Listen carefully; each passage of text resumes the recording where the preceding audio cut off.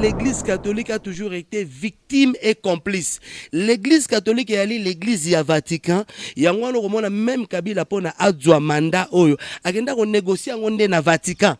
Vous en parlez, on négocie en Vatican pour pas se maintenir. Ce n'est pas une église des Congolais. Il y a un moni bazalaka complice. Bazalaka complice. Hermona régime, Hermo babé ben régime. Bangonde babomisi population babi to luka maponami. Mais Kabila signé maponami comme yote préalable aux machines, au to respecter accord accord na bango wana. Mais ils ne vous diront pas la vérité na accord wana baza plus de 145 millions de dollars. Maintenant je suis ça Sylvestre ba bendela ngolar na nenga osakana. Combien? 145 millions que to na bango.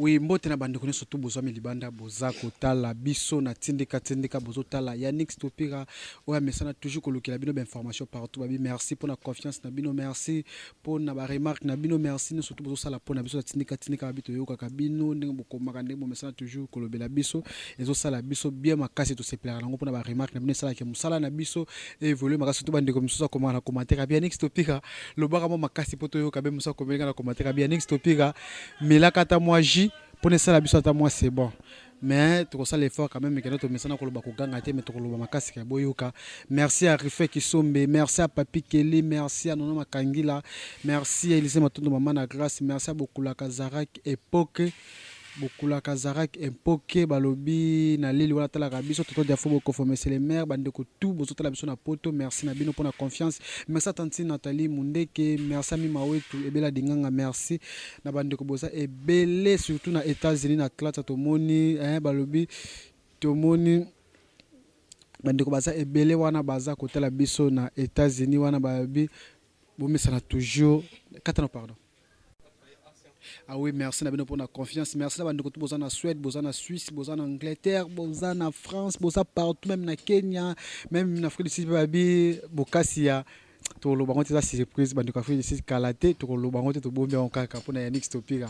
Merci encore na temps fumu babi les États-Unis wana na Atlanta très fort ya ko sakanate babi atukaye na F ndezo loba F ndebo mutazala kande boye. Lisole beta makande boye mutu bazala kande boye. So to lobi awa et au pire ça m'a passé quoi merci à tant Fumbabi baso la rande boy merci faut bande kutu bande exemple à Fumbabi on a kin très fort na États-Unis Atlanta très fort à hôtel la biso na base pour bazala na States baso la nda bande kutu bozana Brésil kutu batala biso Portugal kolobate partout vraiment en tout cas la ligne rabino makasi vraiment botala toujours Yannick Stopika na tindika lelo toujours sur la makamota limboka na biso balobi senia uti ko beta 7 alobi que non le 23 décembre élection ezali averti bande ko oyo baso lo ba que notre attention ko zala te wana malobe uti na seninga teka journaliste na zo pesa bino juste au Seigneur le bagi metoza na mwana mboka bo message toujours comme on a analyste politique à salara analyse sur la politique sociale nous surtout ça qui rappelle imam Imidi mbote mwana mboka Stopira le gouvernement basé belé basa connecté na poto bazo talo vraiment avant tout kotala une émission bonne santé bonne masolo surtout les canene. Oui, santé, zoleka très bien. Tozalaki moi, toza convalescent. Donc tu na maladie mais zambazo sala, merci. Tout est grâce. To pe simbote na ba diaspora nyonso, ba congolais pe ba congolaises nyonso bisika bazwami pe coup de chapeau na tindika vraiment je confirme parce que Tolandaka c'est la meilleure chaîne du moment et la plus suivie avec un présentateur moko attitré, Yannick Stopira, vraiment l'icône du moment, un journaliste engagé, non passionné quoi, donc vraiment salam pour l'intérêt à Banamboka Nyos. Mikolo c'est comme si un débat religieux au monde na penate na bemission na Kinshasa wana kine. Te mikolo to pe même moi muke mais ba débat religieux to zara na moi Sengopo, ba débat de religieux to sala sur Papa Nkusu, lelo epe Simbuma parce que l'église Vuvamu e kabwani grâce na ngai ndeko na yo imidi na ndeko na ngai Yusufu Wechinjadi ndeko na biso croyant africain lobola lo ilondo alongwe na Vuvamu pe je crois bato ba na poto basi balandi donc dès to bande expliquer bato que non Vuvamu ezali mouvement moko ya réveil te et un mouvement mo lokuté et un engagement ndo lokala mastane ya compa donc ba débat de religion kala mingi pe to zongelango pour que bato ba comprendre que non la religion aussi est ambolaka ensemble la politique et ba confession religieuse aussi ils ont un rôle à jouer par rapport à marche ya mboka. Par rapport au pays, il y a des débats, on a confirmé que juste prophétie, il y a Papa Simon Kimba aussi, président de la République, est-ce que va prophétie peut s'arrêter à solo? Je pense que ndeko lobola lo ilondo croyant africain donc to ba scribe pe moteur ya papa nkusu alobi parmi biloko elongo lié na kati ya mouvement wana ya imposture vuvamu ezali ke ba prophétie ya papa Kimbangu et s'avérer ba prophétie ya lokuta tolobi papa Kimbangu ebisa biso abi ke non que selon ba adepte kombo ya président na biso Kabila surtout ba Luciango ilingo babilaka dans l'enfant de la promesse yenda au développer mboka yenda au sala boyende ba quatrième président yet bon mais ce que tu es la quatrième président sous mandat na ye mpia ko ekoti ineti ya kamo souffrance ekoti na kisa sawa je crois que d'autres kolubelate prophétie à papa Kimbangu avec tout le respect tout ça na personne ya papa Kimbangu mais ba prophétie na ye beti na poto par rapport à nos Talimbo Canabiso, les Locéni a outil insisté à Betty Marto que non, le 23 décembre, élection, ils allaient bien avec le candidat président de la République. Surtout, au Bazako, pour la transition, transition, Bango va organiser l'élection le 23 décembre. Par rapport à ça, moi, c'est né à insister, maintenant, ce qu'on dit comme ça, il y a bactère politique, c'est comme si c'est ni à la possibilité de l'Assemblée, même à Koki ou à la finance, c'est ça, par rapport à ça. Pour que le gouvernement peut, c'est ni clair, et raté que Bambo, on est déjà, c'est comme déjà comme tu es baraté.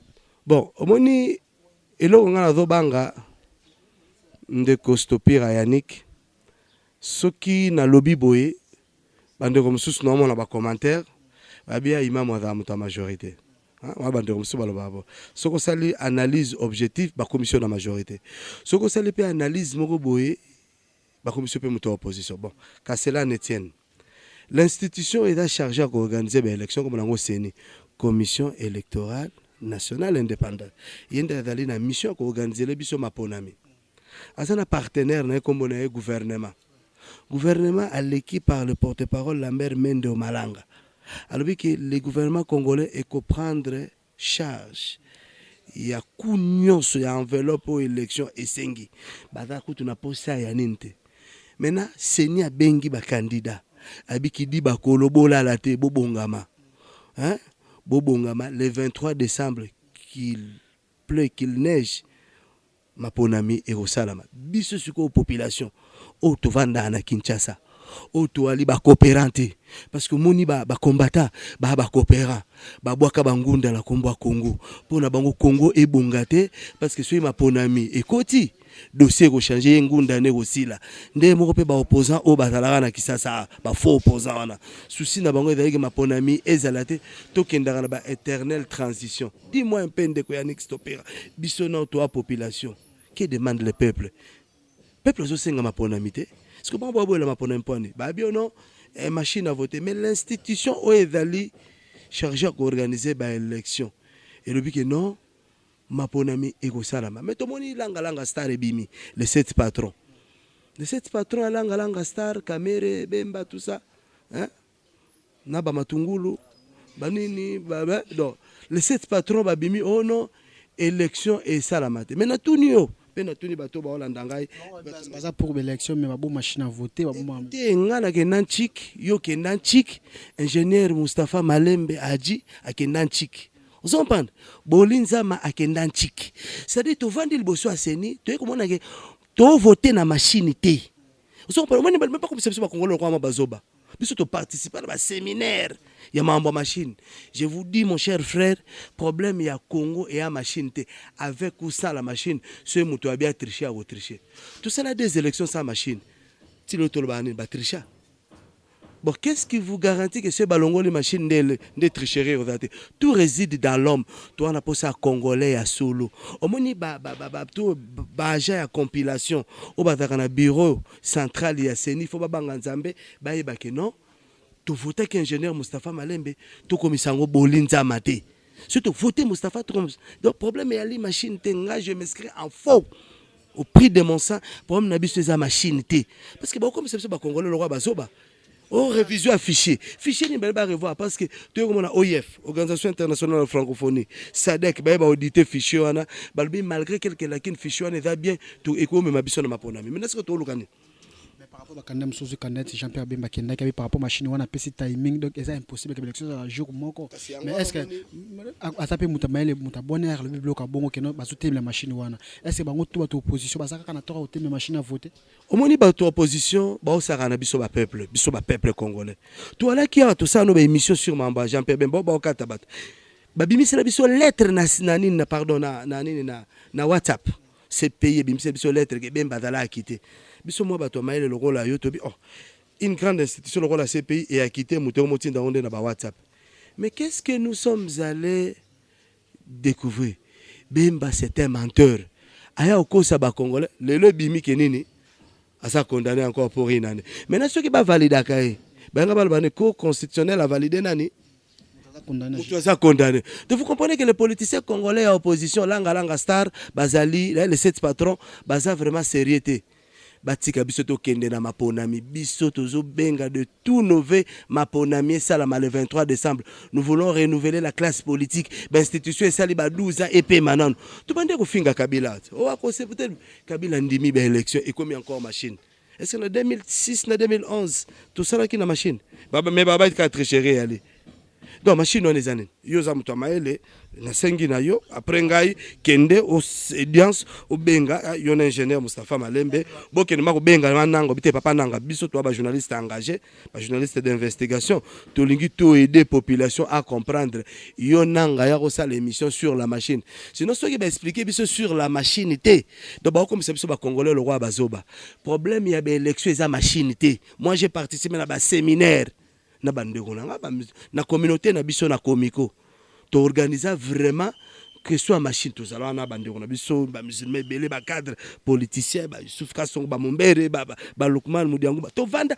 to mona que problème ya machine té problème ezali mutu parce qu'avec ou ça la machine mutu autrichega parce que surtout comme na ba bulletin ba voter awa ba voter Lukman Mudiango maintenant butu bato baroya ba remplir ango maintenant ce balbi côté à machine est-ce que na machine wana ba témoin ba osalaté ba observateur ba osalaté non langa star les 7 patrons ba prendre ba élection té mais artiste amone na mboka na biso abi ke no aza ko boya machine à voter par rapport ba propos Kofi Olomide par rapport à banini makamona est-ce que vraiment dans un pays comme celui-ci to rozwa mutu wana tangi komba ka kota kombo la été mutu wana tangi kombo na est-ce que to rozwa ma modèle pour na Congo yo vraiment mutu maele vraiment que musicien wana so benga nani wana ceux qui 5 nini wana est-ce que yé to rozwa un modèle ya lobia boy machine aux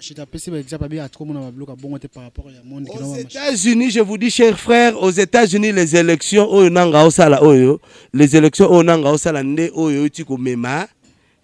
Hillary, et Trump. Comme machine. Par rapport à mes Trump, mais par rapport à la sondage des États-Unis, la favori ma casse. Voilà. Balobi que machine aux États-Unis et ça là qui est non, service à renseignement russe et pirata serveur. Il y a département d'État américain déplace Zaki Hillary et comme Trump. De la même manière, si le pouvoir en place est lingi que et pirater système informatique, il y a CENI et quoi piratant. Le problème est ali batu koko sama ba congolais pour ma machine to kende na maponami. To kende na maponami pona deux raisons. To renouveler ba institution na biso, ba animateur ya sika ba kota o ba peuple ba pesi bango confiance 1.1. Nous parler de la machine en tout cas ngai na okoma zobate. Musicien no tangi kombo na ye na rozo modèle T pe akotika la kozala modèle T sur matière moko na katamboka oyo. Vous comprenez? Donc il y a ce qui a boyi yango yo ko zo été comme modèle yo poser ma question na attaquer mutoma et on va vous répondre, on va faire des analyses qui vont plaire, qui vont déplaire, mais l'essentiel objectivement to lobby pour l'intérêt bato baroyoka. Pour l'intérêt bato bazoyoka l'élection le 23 décembre mais tous on a peu par rapport à kaya ya masolita lika kamboka to tsi komona pe ke no bo poza basangana ki ba pa sotemela ka ba bloquer machine à voter wana kala mingi te a to kota déjà campagne pe ko banaka mais par rapport à opposition peu population ya qui peut un message que non ba trahir bisoté ba bimisa kaka candidat quand même ba bimisa programme mo ba surtout ba na place moko ozomona te par rapport à somo ndé opposition que non ba ko misa Félix ou bien président Vital Kamerhe oyebi ndeko ya Nix Topira eloko esekisanga tant tolobaka opposition elingi koloba nini na lopoto to na lingala. C'est-à-dire définition scientifique ya opposition ezali batu oyo bazali kondima programme d'action ya pouvoir en place. C'est ça l'opposition. Parce que l'opposition ezali plurielle, ezali belé. Et ça l'opposition morote. Ce qu'on dit ya langa star, il y a les sept patrons, on appelle l'opposition. Opposition otoyebi ça ba Félix Jean-Pierre Bemba ba Moïska. Ou toi dans un certificat il y a vrai na faux opposition azate. Ça va vrai opposition de biso ba peuple. Gabriel Mokia yoko tchai que dans une opposition ni Gabriel Mokia. Gabriel Mokia, maintenant opposante. Avant le gouvernement Kabila. On a qui était dans meeting opposition. Mais tout le monde paye papa qui est pas opposante. Mais opposition scientifique parce que au Congo est le seul pays dans la notion opposition républicaine Bitakwira. Vous entendez? Opposition scientifique. Opposition radicale. Oya tatuchikas na no eboti langa star. Vous entendez? Langa star est opposition. Ngape na opposant ndena ali na opposant parce que na kaza gouvernement na pe membre majorité. Komoko déjà na Italie azape imam avec Yannick Stopega imam mona leka kana émission na aza imam te aza imam aza membre ko mamsu membre FCCB muto ya MP ko lo biloko lo bakala te tandis que population za ko souffrir. Moni ko luka ko lo ba selon c'est peli sabatu c'est ça le mal. Vous entendez? Ça ndeko wana souffrance na idaka ke alingi imam imidi akomo raisonner ndemo nae. Ce qui est, on est net bateau dans la poto. Il y a dans l'Italie dans le bit. Il y a dans l'Italie dans le vide. Aboakalem sungunda, agoma italien. Vous comprenez? C'est-à-dire il y a d'autres images à Congo na YouTube. Vous comprenez? Na ba rumeur. Biso de tola na Kinshasa, tola lanza na Kinshasa, to kakure katane la biso na Kinshasa, to betara makolo na Kinshasa. C'est-à-dire ngana ye ko comparer ngana ete nga vraiment ndena ali aba ba yebinga. Ba Bolinzama, ba Yusufu Chinjadi, ba Isambaki, ba Lukman Mudiangumba, ba ebite que ceux qui aux États-Unis akenda okota na majorité te. Na majorité te. Nga vraiment individu boy na sala nga foki majorité peut être pluriel parti na majorité ou ba monege ndeko imidi asali démanté et ali problème est complexé. Frère wana soit adam musulman soit pas imam, c'est un complexé. Soit yebinga na do loba nga na otumba majorité, na otumba langa star, na otumba pe côté ya pouvoir. Ce qu'on a ça, il y a l'inga comme Sangai, ceux qui se connaissent comme la majorité. Et puis c'est avantage. Ou bien c'est une opposition, et puis c'est avantage. La vérité. L'intérêt population. Est-ce que c'est l'église? Nous d'abord on a imam en mosquée. Nous avons représentant régional là-bas musulman dans la ville de Kinshasa. Est-ce que vraiment l'église musulmane, ce qui est l'église est côté à peuple, mais c'est comme la majorité, c'est comme la majorité. Mais l'église musulmane est la neutre, bah musulman pas neutre. Est-ce que vous avez la majorité? Tout le monde église catholique vous trouvez sa position par rapport à sa position là clair que nous côté position pour côté il y a population les alliés peut-être tout le monde peut aussi peut lancer déjà dans comité là qui non qualité façon une activité. Ndeko Yannick Stopira na episode lo moko tika ko sala ka erreur wana. L'église catholique d'ailleurs par la définition c'est une église romaine installée au Congo pour l'intérêt du Vatican. Yango pour preuve l'église catholique est dans la représentation diplomatique à Babengi non apostolique avec un passeport diplomatique qui siège comme un diplomate. Comprenez? Mosengo a un statut Azali n'a un statut. L'église romaine au Ezali awa, ce n'est pas l'église congolaise. Yango au moni l'église catholique na cité parce que état ba secret d'état na cité. Natala na 2004, je cite, au état secret d'état mais je cite pour l'intérêt à ba congolais. Na genda au monde l'église catholique Abbé José Mpundu. Ngamoko na 2004. Vous comprenez? Tant ça ma ponami, tout ça la préparation, il y a ma ponami il y a 2006 comment les confessions religieuses et que jouer au rôle. Moi je suis allé représenter l'église musulmane na Lobana ba obayebi na 2004. Na église ya Kintambo, église catholique ya Kintambo wana. Saint-Georges wana, c'est Saint-François.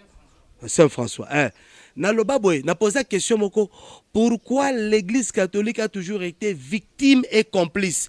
L'église catholique est allée l'église ya Vatican, yango wana komona même Kabila pona azwa mandat oyo, agenda ko négocier ngonde na Vatican. Vous en parlez, nous négocier na Vatican pour pas se maintenir. Yango wana bazongela bango terrain wana ya Sendwe, Bokassa. Ne vous attendez pas que l'église catholique ait qui pona bino ba Congolais. Et des deux. Qui n'est pas l'école catholique. L'église catholique ba école nango est très extrêmement cher. La population sont au lycée Kabambare. Oui, trimestre na lycée Kabambare. C'est l'école catholique non. Qui est dans lycée Kabambare de trimestre. Ya Mosengo po nièce na ngatanga. Ya Mosengo école à Mosengo qui on a pris non. Moi na soda ko konta na école à Mosengo on est dans la limite. Ce n'est pas une église des Congolais. Yango no moni bazalaka complice. Bazalaka complice. Hein, Hermona régime, Hermo babé ba na régime. Bangonde ba bomisi population babi to luka makano, to luka maponami. Mais Kabila signé maponami comme yote préalable aux machines, au tout respecter accord ya accord na bango wana. Mais ils ne vous diront pas la vérité na accord wana baza plus de 145 millions de dollars. Mais ngano je suis c'est Sylvestre Bendela ngolar na nenga osakana. Combien? 145 millions que to na bango. Ce qui se faut traduire en justice. Ce n'est pas une église où comme modèle pour Nabiso Congo. Vous comprenez? Des bango problème na bango ba catholique ba anango, bazo senga na régime actuel, bazo na statut ba belge ba PC bango en 1906. Bazala l'église d'état ba avantage nyonso ezala ya bango. Ya mo ina simé na commission d'intégration médiation électorale ba siège na ba touté. Donc bango ba nga ba mitsa lokwa moi super. Oyi bango ba salaka. Bango ba sa o mani ko faute. Et qu'on faut que le belga mambambo que le loi en exil. Dis-moi quel imam a quoi que ça la magambo bon basali azalampe. C'est parce que bango sont s'attaquer le bango Vatican. Et puis vous savez le plus grand piège au ba collaborateur ya Kabila. Ba piège à Kabila, c'est d'aller lui dire que non, Luka crise au tozanango, crise au biso ba politicien to créé et l'église catholique a s'il sang. Yo ayaki comme l'église au milieu du village a commis partie prenante à nini. Il y a crise. Tantôt que nous avons des sanctions contre la RDC, oubliant que ceux qui les notent ont des sanctions. Sanctions et frapper au Bémina côté. Et frapper Mendete. Et frapper Ngaï. Et frapper population à Daligani. Petit peuple. Voilà. Alors moi je crois que Ngaï n'a pas position sur l'église catholique. N'a NT parce que je suis moi-même récipiendaire. Il y a une école catholique. Natanga na collège Saint-Pierre. Natanga na Sainte-Anne mais nazo lo bande biloko ezali so otanga pena ba condition bien malgré texte en côté avec tes pères na biso ndo foot na Minerva les pas ba catholique pena salaka texte parce que moni chika lelo na lobby est différent série na biso poko ta premier CEO série na biso il faut osala texte ya okota na école et les catholiques pour pas admettre ngai sango bifalo à l'époque admettre nga moi na musulman et là qui d'abord un problème mais le fait que na là qui mutu bando sala n'avait déjà na base à bien il y a Shinkeva il y a Bandimenga même ba komisenga elenga mwinda me père na biso aboyaki donc père bifalo ayebi yango l'église catholique ayebi yango badana ba to bengon badana ba rapport ya benina na ba mais na ebisio que l'église catholique par rapport à crise le lotoza nango awa a plan de sortie à crise plan de sortie à crise ezali que nous allons aux élections. S'il y a des erreurs, acteurs politiques qui vont vendre, comment pays mobimba depuis 1960 et un coup d'État et l'éternelle transition. L'opposition et l'église catholique, c'est encore transition il y a 2 ans. Parce que le peuple a souffert, l'intérêt n'est pas. L'intérêt n'est pas. L'autre phénomène ou Djana. Bana mike ba mineur ba komi osaba film porno bango ba passe ba beza la ngoza eza moi terme mo bolanda ki na te vono ba bi no ezelo mo ya kala même soko zongi kala ba mwana biso banoko bota na ba âge ba 13 à 14 et les conséquences yanine conséquences à mauvaise gouvernance ba gouvernant ba kambi mabe ba ofuta batu mabe bana ba otanga te bana ba komi na balabala et veli pe conséquences à l'église catholique au côté sur le plan éthique. L'église catholique zéro vraiment ya gaillard li bungu tulu le no kendo tala partout là où il y avait ba école à lingua okuta ba ekala okuta ba ekala na ba magasin l'église commerciale ce n'est pas l'église moko et dans le lona éthique pe na morale bana ba ola tamabe l'église catholique quelles sont les dispositions spirituel oyo apesi pour bana ba ko ta malam. Et ça te. Donc je pense que les autres rose église catholique était comme un modèle. Mais imam église ba nguma sauver surtout tout longa na crise oza ke no debisi to yebaki ndeko shitete par rapport ya ba accord wana pe ba bondi ke no lelo makambo ke netima pona miso mo lelo ba telemaki makambo ba marche makambo belé sali ke no constitution ezala respecter to ke na ba élection. L'église catholique nalandaki mutu na bango a ben chaud le temps batuni bon enfin Kabila a accepté ma pona mi bolobini habito sepeli quand même ba pression na biso to exerçaki et sali ke mais je vais vous rappeler crise autozo vivre dans la créer na ba politicien de l'église catholique. L'église catholique et là ka ketikali na bango ba gérer raté ba gouverner te bazana pouvoir. Écoutez, moni c'est ça il faut bobenga ba imam midi o ba bi histoire ya mboka o bino ba jeune frère na biso il faut botanga mingi sociologie boy ba histoire. L'église catholique c'est une église d'état. Et puis d'abord l'église catholique ils a service à renseignement il y a ba belge. Il y a un système d'instauraka, ce qui est confessé par Pep et pas Sango, Sango me mango tenu. C'est comme ça l'église catholique, ils se sont accaparés na ba terrain, na ba concession tout. On s'en parle de ba université, ba école, ba makambo tout. Et ça y a bango. Parce que je reste pas na ba école. Raison ni dans na ba école koleka bango ça. Ils ont des écoles. Hein? Ils ont des écoles ba gérer. L'église catholique, ba animateur politique pour la plupart Kengo catholique. Kiakwama catholique. Félix Sekedi catholique. Bemba catholique. Sekedi catholique. N'habite ce Kabila dans ta religion pour yépé. Bon, toi le papa yépé à ce catholique parce que momi na ya que notre église catholique. Notre basilique wana Notre-Dame ya yago même tant que notre ngo. Ba fuka mela mosengo na mona. Tout le monde on ba écran en fuka mela mosengo. Donc pays o ba catholique c'est quoi le royaume mabango parce qu'on a zoua. Ba olingate ba religion mususu peut progresser. Depuis le bagendo le bagona Vatican. On confesse bon maza sérieux par rapport à la religion na bino. Oyebi la Bible le dit si ton Dieu est mort essaye les miens. Biso ba musulman na lo bango pe na répétant. Na nous ba pesa biso opportunité à gestion T. Ba ministre ba député musulman ba zalate. Yango to luka maponami ezala pour que ba ministre musulman ba koma ba bolinza ba koma ba ministre ba koma ba conseiller na ba musulman ba muslim katembo ba Cheikh Sambaki ba Lukman ba Imam Yassine ba tondo to luka ba musulman pe mbalo ba kota na na gestion ça to gérer mais oui nous reconnaissons que les quelques musulmans d'une manière ou d'une autre peut-être vice-ministre Papa Moudilo Moussa Kalema vice-ministre à travail il y a une année kaka Yangwana tobi que non, ba pesa biso na chance et d'abord biso so ba pesa biso chance à gestion. Bo mona Coran, ba disposition coranique ya okambamboka, bo mona ba hadith maloba prophète na biso Muhammad sallallahu alaihi wasallam ndenge nini ekulakisa mboka kotambola ndenge ni mboka etambola.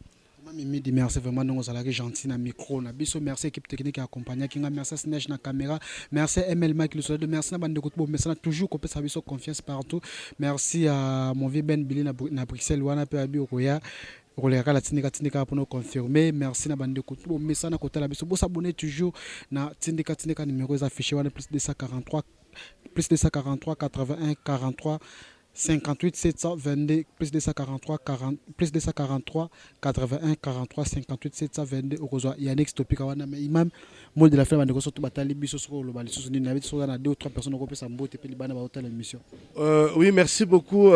Mot de la fin, j'ai d'abord remercier très sincèrement na ba occasion pe sanga. Na remercier aussi ba diaspora congolaise, on nous baza partout. Na sengi na ba congolais tout ça la pression que les élections et se tenir le 23 décembre Machine à voter avec ou sans la machine à voter biso toza ba agent ya sénité pour que tu insister ka machine mais biso to ndé ma ponami ezala soki avant la date ya le 23 décembre ba politicien na classe politique mobimba na ba confession religieuse ba kozwa mécanisme mususu ya koboya machine baza libre mais biso to lingi nini élection et salam soki langa star balobi ke bango balingi élection mais sans machine à voter to bi bonne chose mais soki pe seni o azali ko organiser maponami alobi ke apesi ba garantie no so avec machine à voter élection ko le kamalamu parce que si to boy machine à voter ba dépense wana kei ba millions de dollars kei pamba bato ba engagé ki ba ndeko na biso wana ba koma ba chômeur hein? Donc ton peut pousser ce processus pour que to kende na éternelle transition au langa star ezosenga langa star souci na bango yali ke no to kenda na transition parce que na transition nde ba obenda là nde ba ko se préparer to yebi ba technique ya politicien na biso mais biso attaque ba peuple tozosenga qui est les élections le 23 décembre. Nde mot de la fin na ngango. Merci beaucoup na bandeko tout botala ki biso bo s'abonner toujours na Tindika Tindika. Ciao.